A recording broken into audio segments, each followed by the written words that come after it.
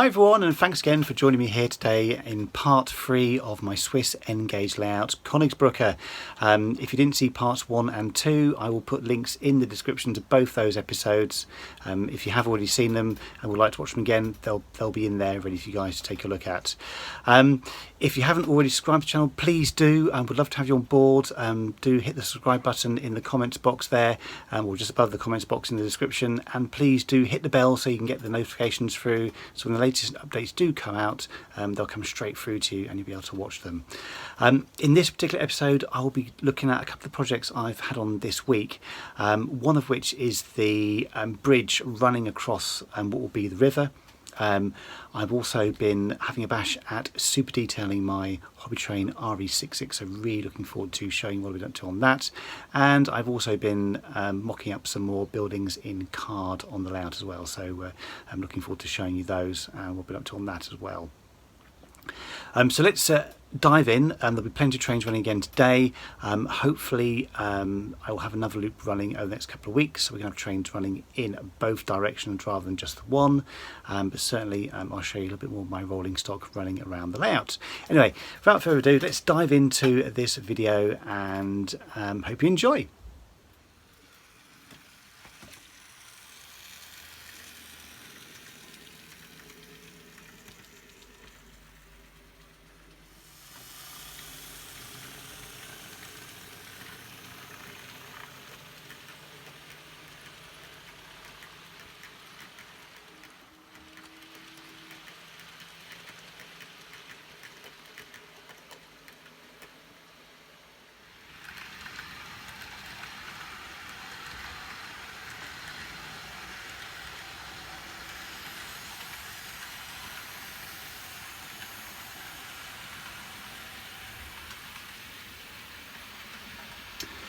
One of the projects I've been working on this week is this this bridge across the river. Now, I was always looking for some kind of modern concrete style structure that wouldn't be too fiddly to make with my skills. So I came up with this one, which is a sort of a replica based on one of the bridges just outside Silbrucke, over the River Sil, funnily enough. Hopefully I pronounced that right. So how to build it? Well, I built it the wrong way really, because I started building the tracks across the river first before I put the bridge in. You probably should really do it the other way round, to be honest, and have the bridge all in place first, then run your tracks across it. But obviously this is a situation I put myself in, so I had to sort of kind of live with it really. But it's worked out quite well, I think, hopefully.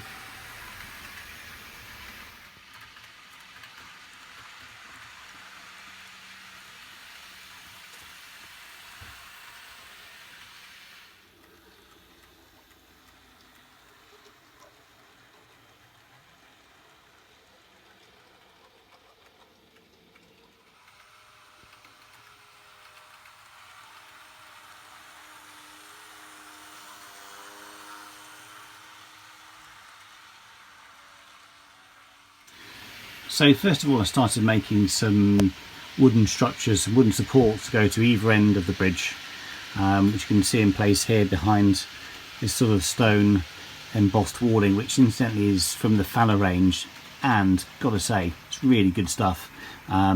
It cuts really nicely, fits really well, and I've pretty much managed to hide the join there as well between those two sections. It does need a bit of painting and weathering just to finish it off, but it does look the part.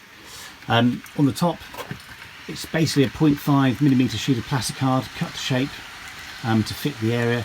It's slid very nicely between the two wooden supports I constructed for each side and the bottoms of the track, and then I just super glued the track down to the plastic card once I was happy with it. On the sides, I've got the sidewalks. They are 1cm width cut plastic cards to each side, so sidewalk each side, and they're 0.5mm thick. I've tried to get some kind of thickness on the sides. I think I've gone to 1.5mm on the sides, just to make it look nice and effective there. It has had a liberal coat of one of my best friends' suede Plasticoats, which is a great textured spray. I've used it on loads of projects. It's brilliant for representing concrete and the texture. It's not quite the right colour, but I have to say it gives a really good base for painting and weathering. To finish off, I'll be ballasting through. I've also made the check rails going along here as well. I've got the other side to do. They're code 40 rail from the 2mm Scale Association Society, and just the final bit is the railings along the sides of the two sidewalks and in the middle. They will be made but with 0.2mm wire all sold together. The square box will definitely get replenished when I start building those because they're going to be tricky. But all in all, I think it's turned out okay, and with the final details, hopefully it will look really good.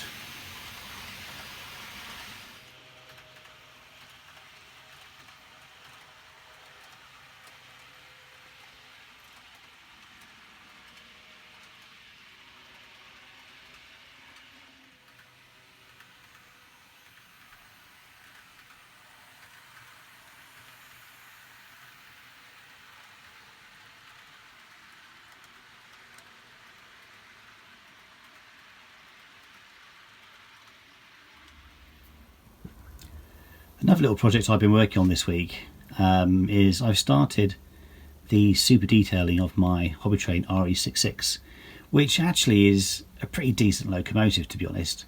The detailing's really good on this model, and bear in mind the tooling's quite old, and to be honest, it looks apart. It probably doesn't need any detailing, but I just wanted to add some extra bits to it. So what I've done is I've taken off the coupling on the front. I will fill in the fairing there. As you can see, there's a bit of a gap, if I can just show you there.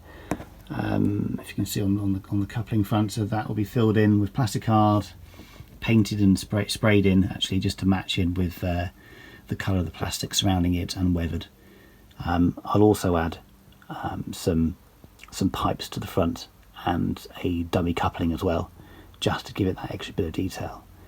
The main change on this locomotive though is going to be the pantographs. I've taken the Hobbytrain ones off, and I've filed the plastic mountings back down to the roofline, and decided to completely rebuild them from scratch. And I've already started this one on this side. I think it's already made a massive difference to the appearance of the locomotive.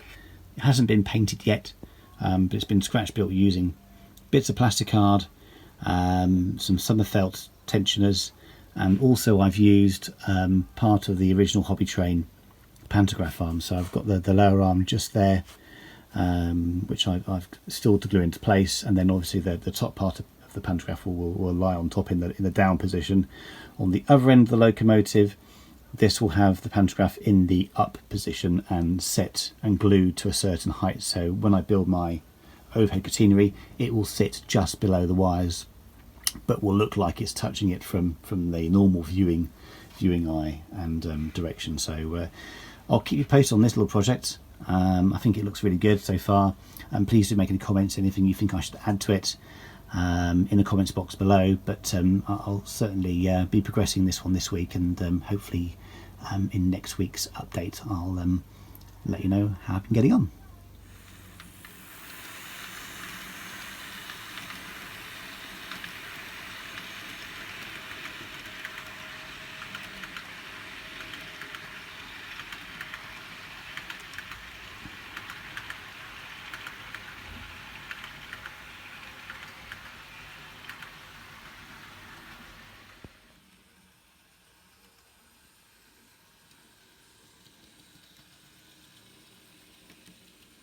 The final project I've been working on this week is this card mock-up of the Co-op warehouse at Pratton Station.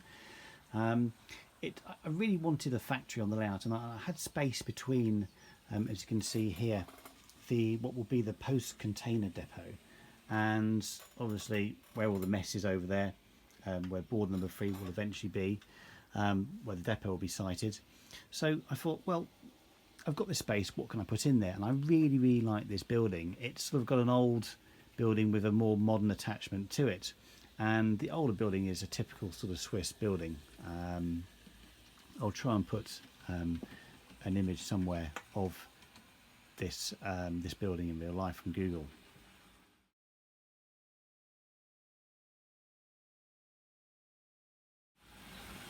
There you go. So that's the building in real life. But what I wanted to do was have this building on here and have another sort of industrial sidings with some wagons, some vans I could just have on the layout at any point and do a bit of shunting as well. So I thought this would be absolutely ideal. Fills in the space. You can see just here there'll be like the car park for the post container depot, and possibly another little building. But really pleased with how this card mock-up has come out. It's certainly quite a big building. It's bigger than I thought it was going to be. Sorry about the stuff falling around in the background there, but I think it fits in really well. There'll be 2 or 3 sidings in front of this, so plenty of space to have a whole host of vans and the likes just resting up in there, being loaded up. It's certainly a nice little addition to the layout. It will be a big building to build. There's a lot of detailing on that when I come to build it, which will be in plastic card and not the card that I'm using at the moment. But I just thought I'd get some of these buildings mocked up as I did the signal box in the foreground and the other 2 buildings on the layout, just so I can see how it's all going to look, and obviously eventually replace them with the real thing. Right, so I hope you enjoyed part 3 in this video. Please do comment in the comments box below, and any suggestions, tips on how I should be doing things, always greatly appreciated. Always up for learning new things on how to do modelling and railway modelling. Please do subscribe to the channel, would love to have you on board, and please hit the notification bell as well so you get the latest videos straight through to you. And please also like the video as well, that would be great please as well. Anyway, so happy modelling, stay at home, stay safe, very important in these very unprecedented times, and happy modelling, and until the next time, cheers for now.